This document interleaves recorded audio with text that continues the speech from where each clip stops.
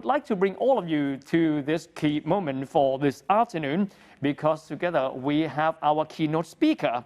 Our keynote speaker for this session, he is the former Director General of the WTO, or the World Trade Organization, and the former Secretary General of the United Nations Conference on Trade and Development, or UNCTAD. And now I would like to bring all of you to the keynote speaker session, and I would like to welcome His Excellency Dr. Supachai Panitchpakdi. Thank you. Thank you.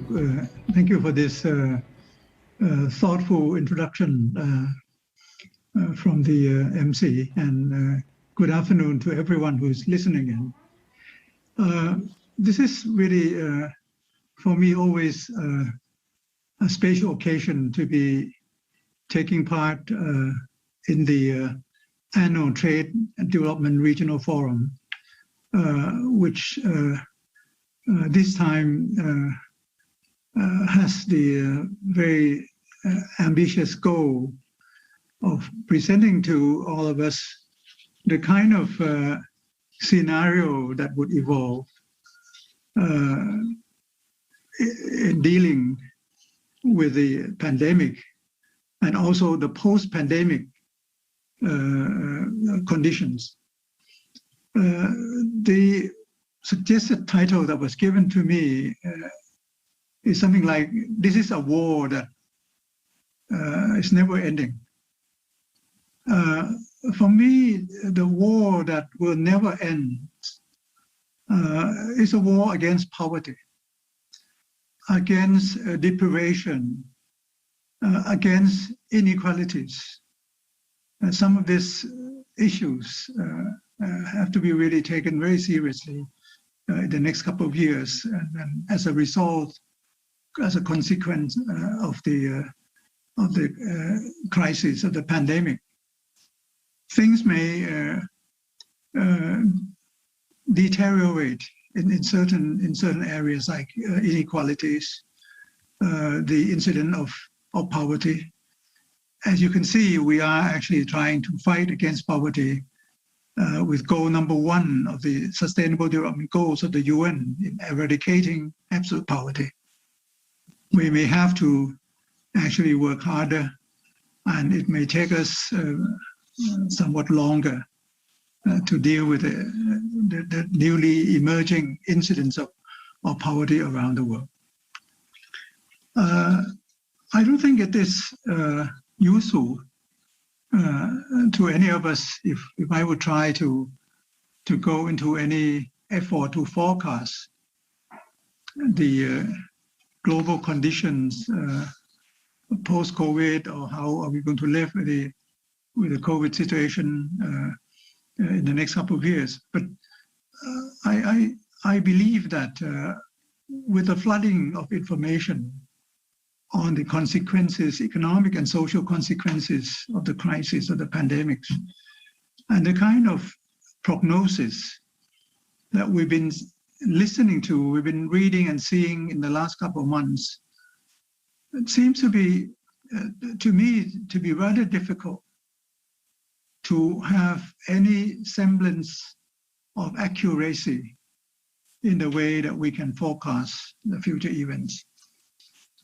So what I'll do is that I will adopt the safe way out, the one that has been suggested by Lord Keynes, who used to say once that it is for us better to be vaguely right than to be precisely wrong. So I would try to be maybe a little bit vague, not too vague, but to present to you some of the major trends that I hope would give us, enable us to understand the situation better. I think if we understand the situation better, then we can come to grip with the situation, and we can together try to solve the situation. Because this is once in a lifetime, or once in a few generations, the kind of pandemic that we just cannot hope to solve on the basis of any one of us alone. This is really a global crisis, global pandemic that would need a global action, coordinated action to be able to deal with it, to be able for us to enable us to have some control over it. As we've been saying, that we may need to live with it in a way that we can take the sting out of it, that the pandemic will become less dangerous, but that we will still have to cope with it in a way that we can still catch it, can be infected by it, but will not be affected so much that there will be the high level of casualty that we've been seeing since last year. I would like to start by saying that let me first of all discuss a few mega trends that could probably emerge in the next couple of years, and that is a kind of scenario that we may have to understand and live with, and we may have to deal with it. The first mega trend that I can see is that the forces of globalization that have already been weakened because of various trade tensions in the past couple of years will become even weaker and can be slowed down because of the spread of the coronavirus, of this disease.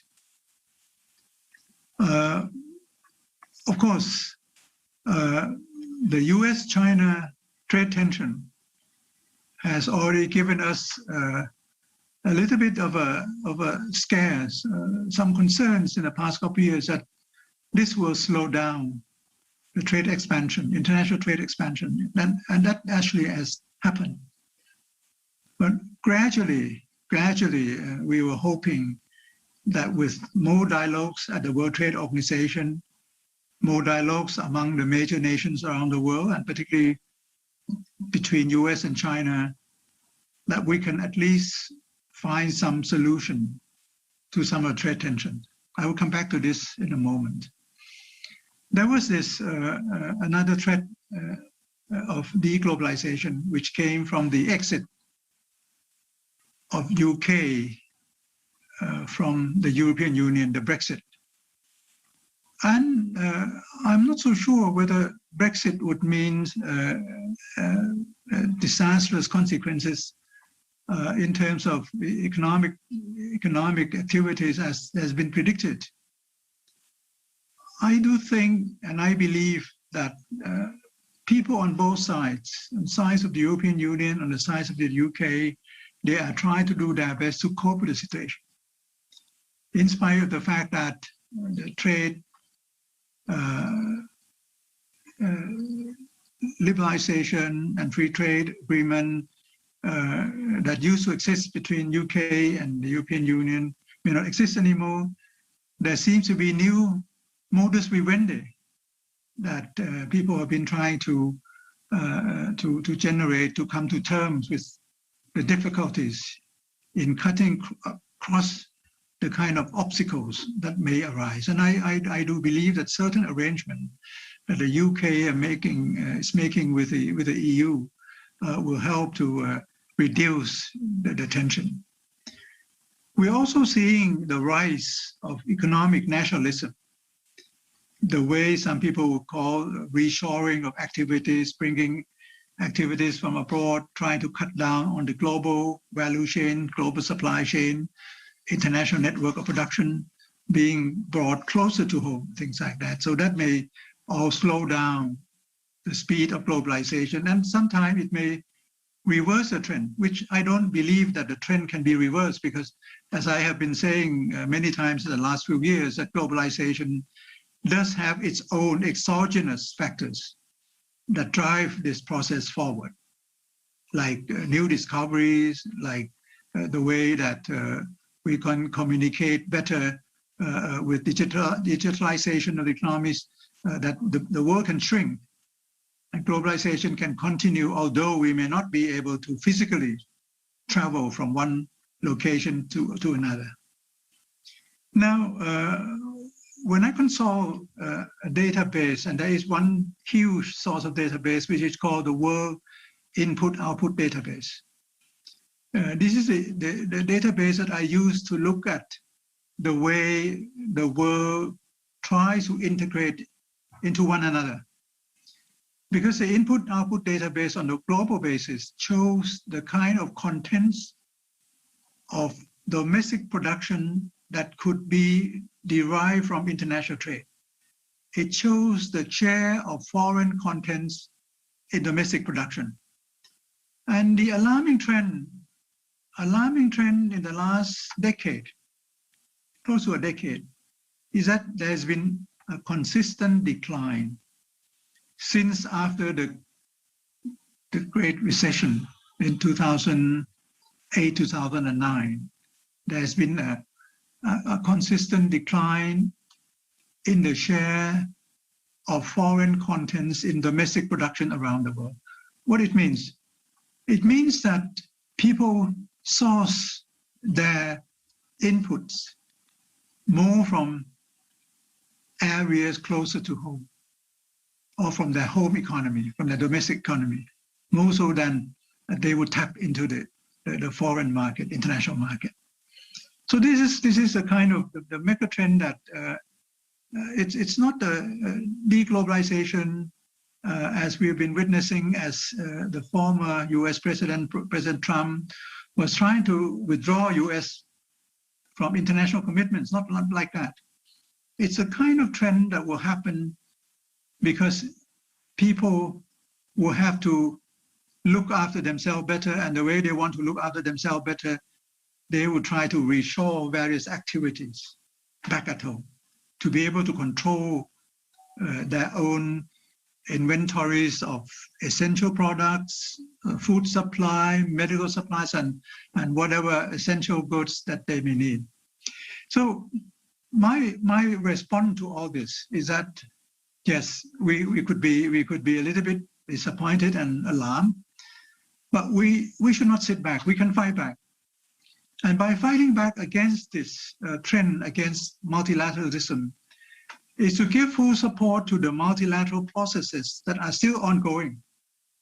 And in spite of all this lack of international activities in the last couple of years, we are still seeing multilateral meetings going on. There are two major ones that I would like to refer to in this connection, and would like to invite all of us to lend our support for governments to try to do their best to pay attention to it and to be supportive of the kind of agreements and dialogues, discussions that would still be going at these two multilateral meetings.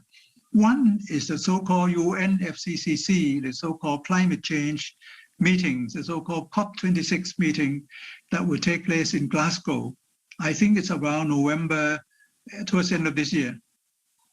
This is COP26 because it's been going on for several years, and this is something that we derived from the agreement in Paris in 2016, when we agreed together without any binding commitment that we will try to keep the world from suffering from the kind of overheating, warming that will go beyond 1.5 degrees centigrade, or at the most 2 degrees centigrade, but preferably 1.5 degrees centigrade. Now, in this process that will take place in Glasgow this year, it's a crucial one. Why is a crucial one? Because if we look at the pandemic, if we look at the spread of COVID-19, one will have to admit that because of the Anthropocene, the human impact on our ecology has actually been one of the major causes. When we just deforest, when we cut down trees, when we put dirty things into our rivers, garbage and all these sort of things, when we destroy our environment, all these wild animals, particularly the bats and those animals that carry the virus with them, will come into the urban area. And with them will come the virus that will spread into the animals, livestock that we keep as feedstock that we consume them eventually. So without destruction of the environment, the kind of spread of the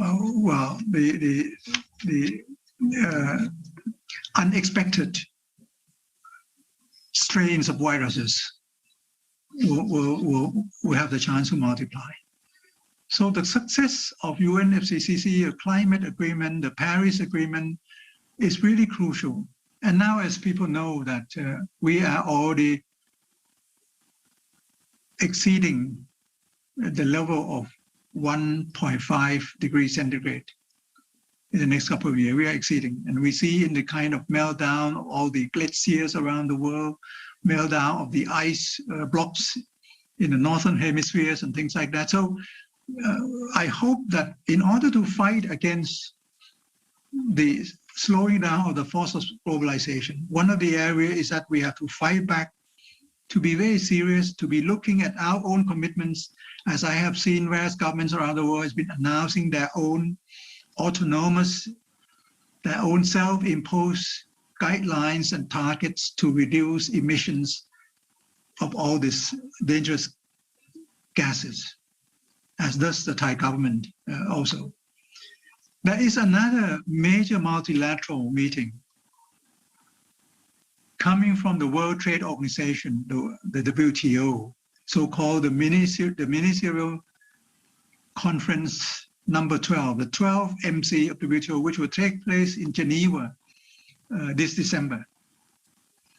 Now, because of the fact that one of the serious negative consequences of COVID-19 would be the drop in food supply around the world and the scarcity of food supply, not only because of the climatic degradation, environmental degradation, but also because of the fact that we may not be able to develop new technologies, we may not be able to do the farming as intensively as we used to do, because we have people who have to be, paying attention to other things, healthcare, maybe medical supply, and medical health of our own people and our own countries and things like that. So there will be diversion of attention from the provision of food supply around the world, and because trade has been slowing down also.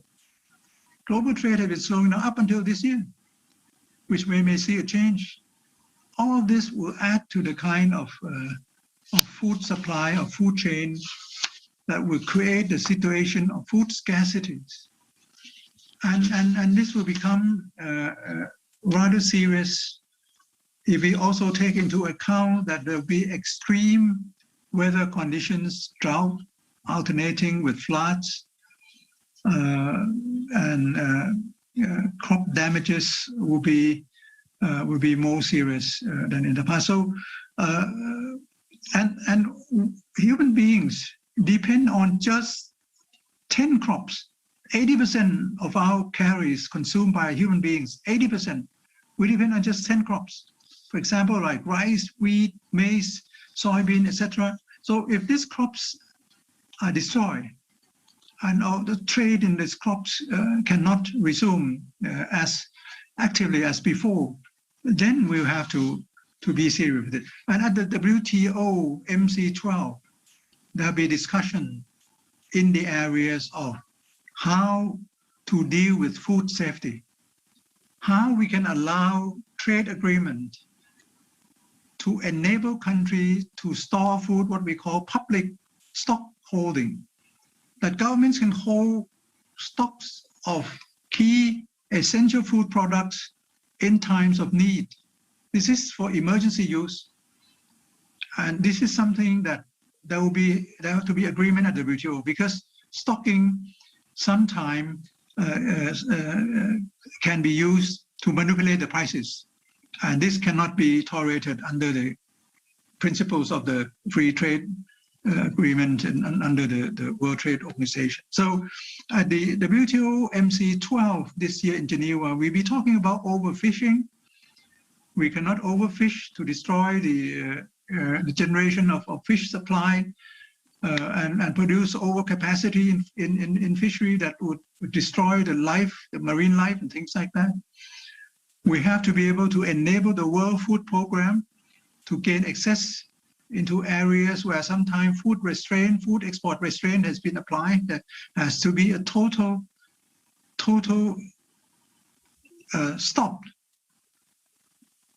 to food export control, food export blockage, so that there could be food supply to be acquired by World Food Program on a consistent basis.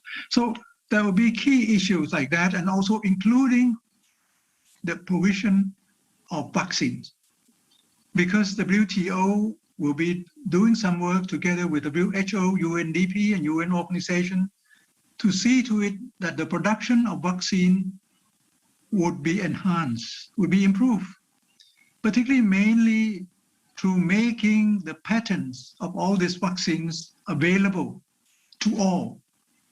So as President Biden, United States, has just said the other day that US will try to put a waiver on the intellectual property rights that would apply to vaccine for COVID-19.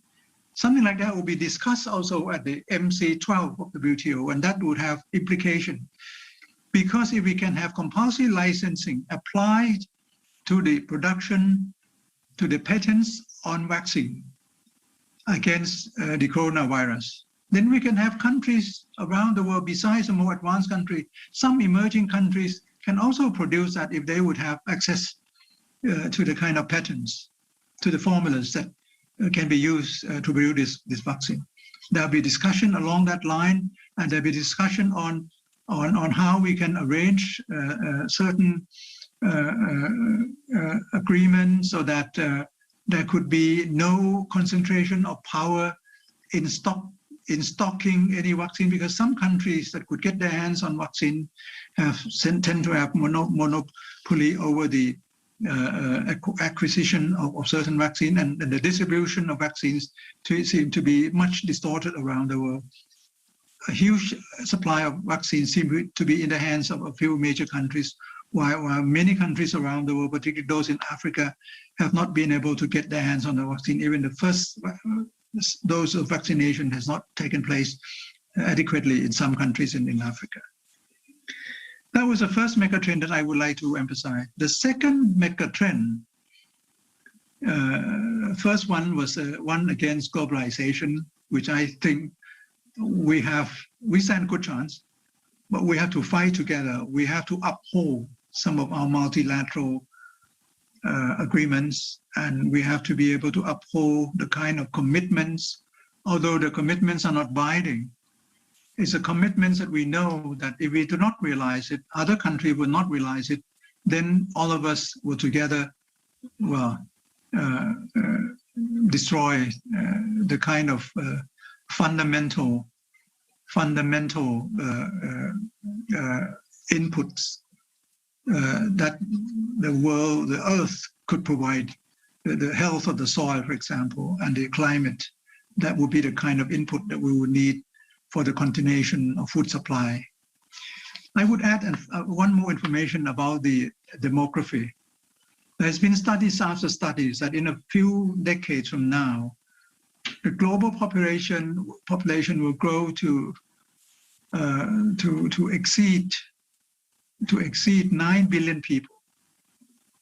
And the kind of demographic bomb like this would mean that we may have to improve the productivity of our food supply as urgently as possible. Because we are now getting close to 8 billion people. And people around the world and food experts keep telling us that the supply of ingredients that the earth could provide us so that we can produce food could not be exploited and would be depleted if we have to feed more than 8 billion people. So this is again adds to the kind of, I would say, besides the endless war against poverty and other things, there will be, a kind of endless war to fight against food scarcity. And this is something that countries like ours and Thailand and in Asia, we can do a lot to help, because Asian countries, we seem to be in the position to be able to provide the kind of better food safety and food security to the world if we try harder. My second mega trend would be about the recovery process. If we can deal with the pandemic, people are saying that the world may not be able to rid of the COVID-19 altogether, as we've been hearing. It will become like when we have the flu. We may have influenza, but people should not die from influenza. Some may, but normally they could be cured. And this is what's going to happen. I was told that there would be cases of COVID-19 infections around the world. They may not be spreading as so intensively, so alarmingly as we're seeing this year, last year, but the number of casualties will be limited. That kind of situation will afford us to ease on the lockdowns and for economies around the world to gradually open up, as we see now in Europe. You see in Europe that they have not actually fully dealt with the pandemic like they've done like this in China or in New Zealand, Australia, where you see very few cases taking place of new infections. Some countries in Europe are still coping with thousands and some in tens of thousands of cases per day. But still the number of deaths has been reduced to less than 10, or in just only double digit. So this is something that could happen, that when people begin to have massive immunization, when people begin to have herd immunity, that we can still get back to work. Employment can be created. We will still have exchanges of goods. We can still travel. We still have international trade. But of course, we will have to have vaccine to fight against the virus or the new strain of virus and cope with them. So this is the kind of situation that will happen in the next few years. And this means that we cannot just take our eyes away from the way that the distribution of investment between economic and social areas cannot be off balance like in the past. What I mean is that even if we're living side by side with the COVID-19, we cannot take our eyes off the need for us to tilt new investment more and more into the areas of social infrastructure, the areas of medical equipments, medicine, to give support to the medical researchers, to give strong support to medical workers around the world, and for them to have spatial incentive payments, the time for them to be able to sit back, to have their own retreat, that they can rest for a while. Because this is a fight that medical workers, staff people cannot really take rest at all. And this is just not tenable.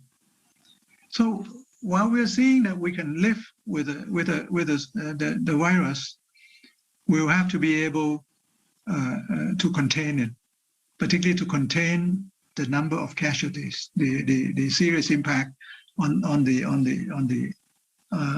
number of deaths.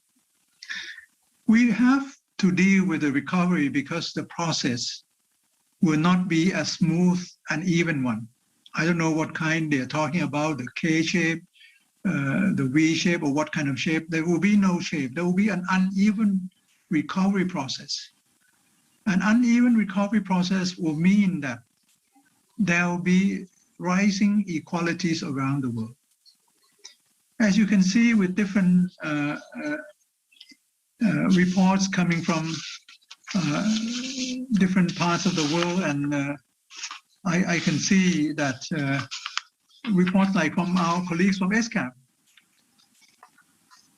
ESCAP has been reporting that at least maybe 90 million people are estimated to slide back into poverty in Asia Pacific. This will be the number of people that will drop below the international poverty line. ESCAP also estimated about 140 million jobs were lost in 2020. Against this backdrop of rising poverty, there will be billionaires around the world that will see their wealth increase by more than 3.8 trillion US dollars somewhere around the months in the year of 2020. And what we can fear on inequalities is that for those people that are losing jobs, there are people in essential areas, you see, people in essential services areas such as nursing, policing, teaching, cleaning, refuse removal, and store attendance. They risk coming into contact with the disease, with the infected. And these are low-paid people. And these are people who have to keep coming out and face the risk all the time. And this is their unequal share of risks that they were to face from there today. High-wage people sometimes can afford to work from home, whereas low-paid workers, blue-collar workers, cannot, because they have to go to their workplaces, factories, stores, and things like that. I can go on, and people talk about intergenerational perpetration of inequality, because when children cannot go to school, disruption to schooling can mean that the next generation of our young people may not be up to par what is expected of them to be in the era of digitalization. So you see, it's not just a short-term period.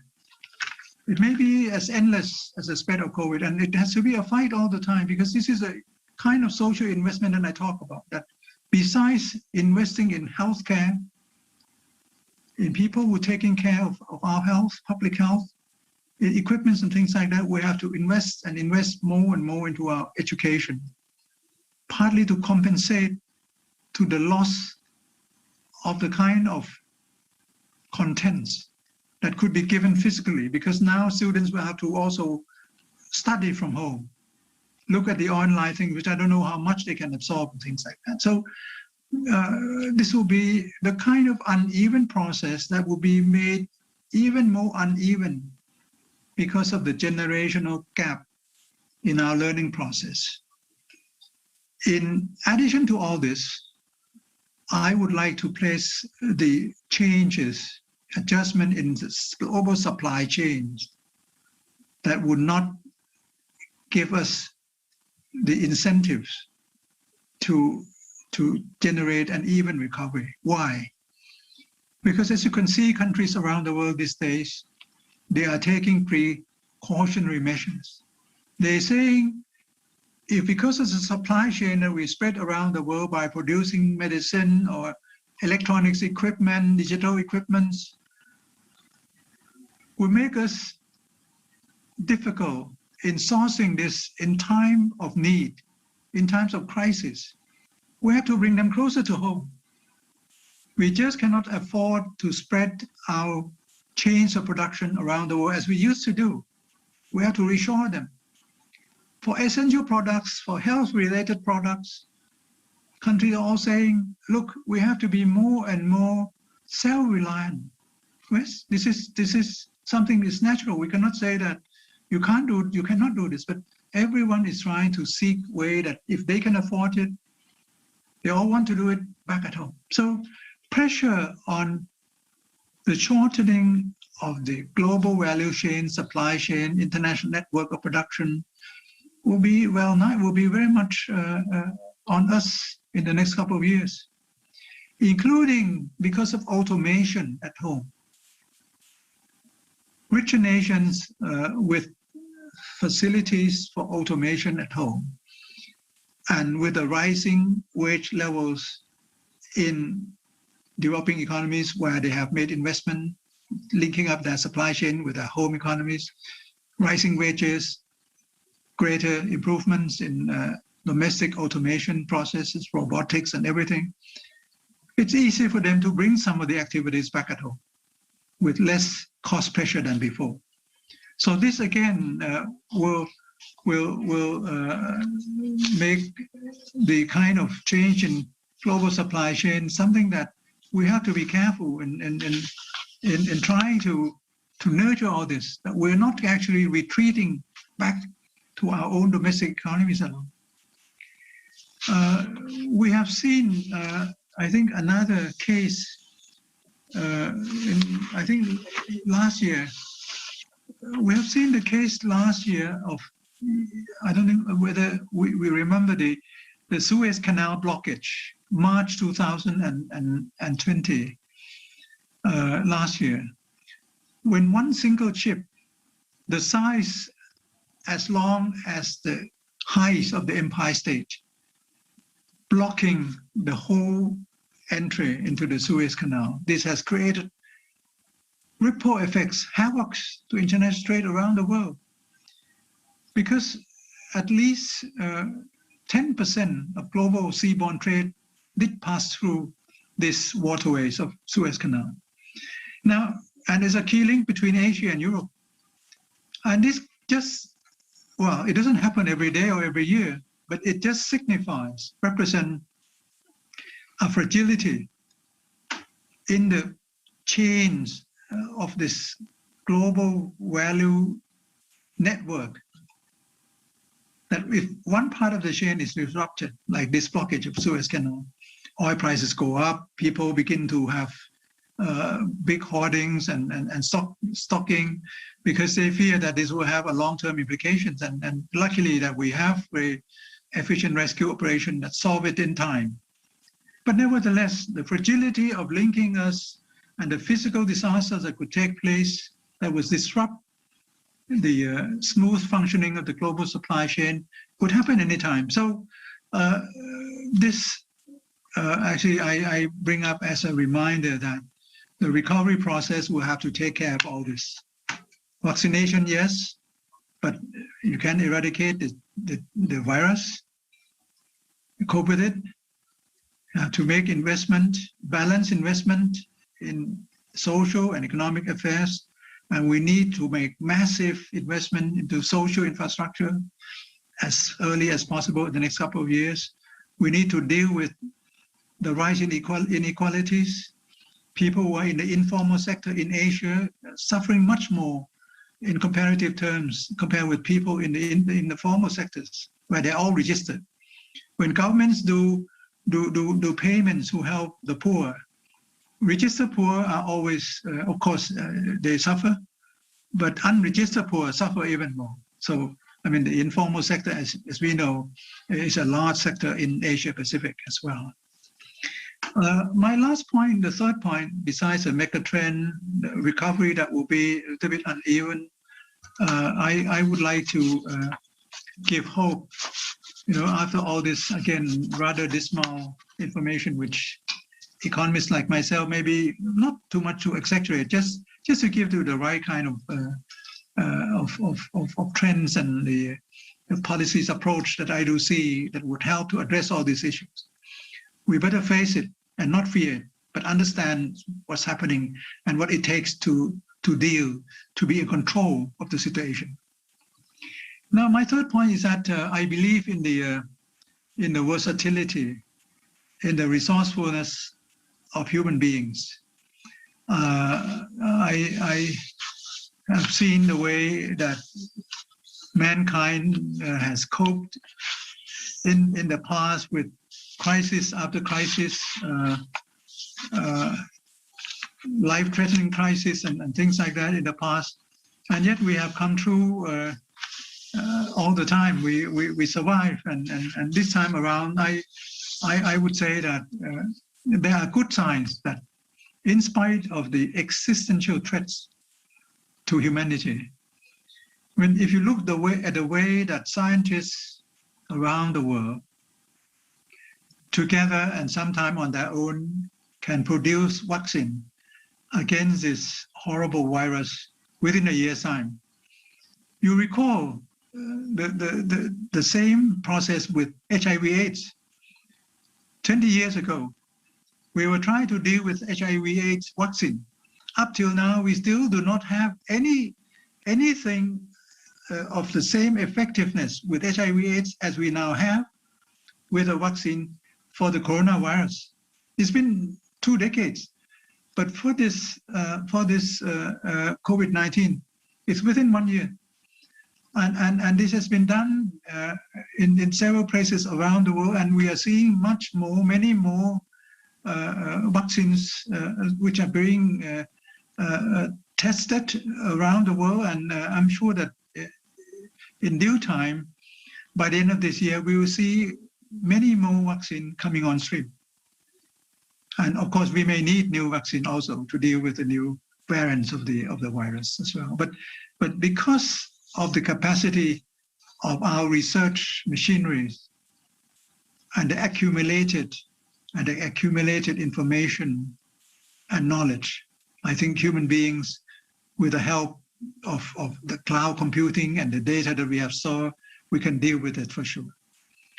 I have seen the way that Chinese government has used what I call digital tracing to trace people that are affected by the virus, so that they can determine where they can lock down, where they can go and vaccinate people. And this process has worked wonders in China. And so, well, it may have some certain limitation on liberty, but I think people can forego a little bit of their liberty, sacrifice a little bit of that to be able to make sure that collective security, national security can be secured. So just sacrificing part of our private liberty is necessary to secure collective health, well-being. I can see, and I can only have praise for the way medical workers, medical staff, the unprecedented workload that they're suffering and the way they have dedicated themselves. This is also unprecedented. The kind of productivity, the total dedication that these people have actually contributed towards the fight against this horrible virus. This is also unprecedented, unheard of. So this is again shows the resilience in the human effort that we can deal with any crisis. The advance in digital technology, this gives me hope also. I mean, although people cannot travel, we still communicate. As you can see, we're doing now through online system, digital system. And the digital communication will evolve even more so in the future. So much so that, I don't know, I mean, it may take over some of the physical conference, which I would find quite regrettable. But anyway, we have developed certain new areas, technology that we can remain connected around the world. And if we look at the basic economic system, of course, we're suffering in terms of job loss. This is real suffering. But in terms of the robustness of the economy, fundamental robustness through financial solidity, I think around the world, we are still seeing financial solidity in the banking system in most countries around the world. And for some time, the financial robustness is gone too far. For example, when we're all suffering, we are still seeing some stock exchanges making gains. Well, I don't mind people making gains on stock exchanges. They have to operate this, and because sometimes people will feel that, hey, if we are losing a lot of jobs and things are not going the way we used to go, production has been declining. How come there has been gains, financial gains on stock exchange? Well, I mean, there may be a lot of liquidity flowing around and nowhere to go except into the asset market. So be it. But at least, I mean, if we look at the banking system in Asia, I don't see much has been tarnished by the crisis. Banks are still making their money.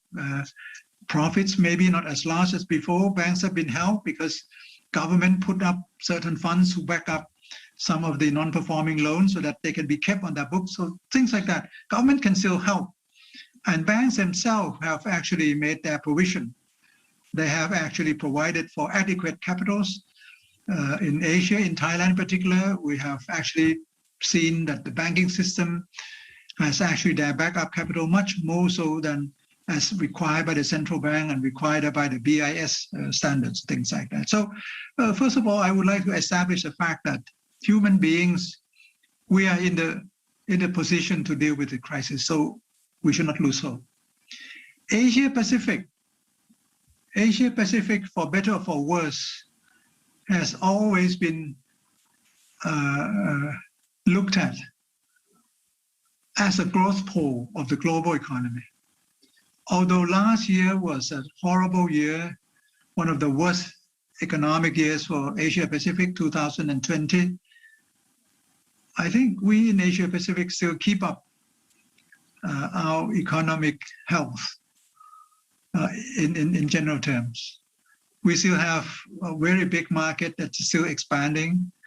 We still have a robust banking system. We still have a very open trading system. We can still trade openly. We kept it open. There's been not much restrictions except for some certain export restrictions for some time for medical equipments, but it's been dealt with. We are seeing the kind of growth as some countries begin to wind down the lockdown. Like when China begins to wind down the lockdown, China begins to trade more, and with trade with China being linked with countries around Asia, we're seeing countries around China, including particularly in Southeast Asia, coming back again into the mainstream of international trade, linking up with the growth poles in China and around China. So I do see Asia Pacific we're still, a driver for global growth this year. Although, of course, like I said, from the first mega trend, the second recovery comment that I make, that we still cannot become complacent, because Asia Pacific will have to cope with the different rounds and rounds of infection. And with different rounds of infection come around the new variants of virus that we need to have to cope with in a more efficient manner. And so I hope that the kind of development of new vaccine will be just as timely as we have to deal with the new spread of new strains of viruses. What I see also more so in these areas is that we're not dealing here only with the trade in goods, in manufactured goods alone. What we are seeing in the last few years is that the rise in the trade in services does give us more hope that while trade in physical goods may slow down because the production capacities may be reduced, but trade in services has been ongoing, has been really moving as fast, even faster than before, because of the rise of the need for digital connectivity, digital equipments. Teleworking has been working much more better around the world. Telemedicine, teleschooling, all this seems to be providing the kind of services that will help us connect ourselves throughout the world better than before. And this will still go on. For advanced economy, this is a big plus, because advanced economy has services production around 80% of that production. But in Asia Pacific, I do see an average of services output in the areas of 50 to certain countries of 70% as well. And this is growing even in the area of Asia Pacific. we are also a base for a lot of electronic productions in Asia Pacific. So I do see that with a drop in activities in certain physical goods area, services production and trade will move forward. And that's why the MC12 of World Trade Organization, the negotiation at the end of the year at the ministerial conference number 12, WTO, that will deal also with the advance in the negotiation on trade in services, we have to be paid full attention to. We, the members of the WTO, we have to take care that those who deal with this plurilateral negotiation on trade liberalization in services, that this will have to make progress so that there will be less and less kind of domestic regulatory framework that would inhibit international trade in services. Now, I think I have completed my 40 minutes or 45 minutes of my speech. I hope that with the mega trends that I have provided, with the kind of recovery process that I do see, that we'll be coming out of the crisis, but not in a smooth way, but we can ride out this unevenness by doing balanced investment. That's why the UN SDG Sustainable Development Goals are so important. Goal number 2, eradication of all these diseases and everything, healthcare is so important. So we have to take care of that. We have to be more balanced in the way we look at the value set has to change. Instead of having more growth, economic growth, we have to look at social infrastructure even more so than before. And the third one is that I do see that mankind, humanity is very versatile. We can have sort out the situation. To end with Thailand's recovery, I cannot be too profusive on this because I have been hearing a lot of government officials and politicians have been coming out the last few days to discuss this. So I would avoid making any comments on Thailand recovery, except by saying that the key areas of work that are included in the national 20-year strategic plan is crucial. There are 6 areas of work: competitiveness, development of human resources, national security, environment protection, all the 6 areas. They're all in the national 20 years plan and they have to be followed really. People sometimes just disregard this plan, which I find regretful. We have a good plan.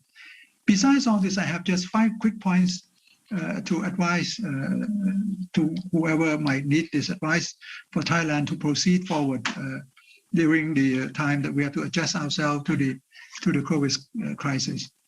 First is that foreign trade is still important to us. We have to nurture it. We have to support it fully. Foreign trade will be the area in which we can use to help Thailand emerge from the crisis. 2, we have to allow private sector the full participation in the activities around even social infrastructure. 3rd, agriculture will have to be improved quickly. We have to enhance smart farming as quickly as possible. 4th, like I said in the beginning, massive investment is needed in the area of social infrastructure. And 5th, the last one, we need emergency upskill and reskill of labor force to move them away from the services area that has been hit by the crisis into areas that we need more, for example, in the social infrastructure area. Thank you very much for your attention. This is the end of my speech. Thank you. Well, what an eye-opening and insightful keynote speech from Dr. Supachai Panitchpakdi, the former Director General of the WTO and the former Secretary General of UNCTAD as well. Dr. Supachai stressed several times unevenness. Of course, uneven recovery gave us a new challenge that how can move forward in a sustainable way and inclusive way.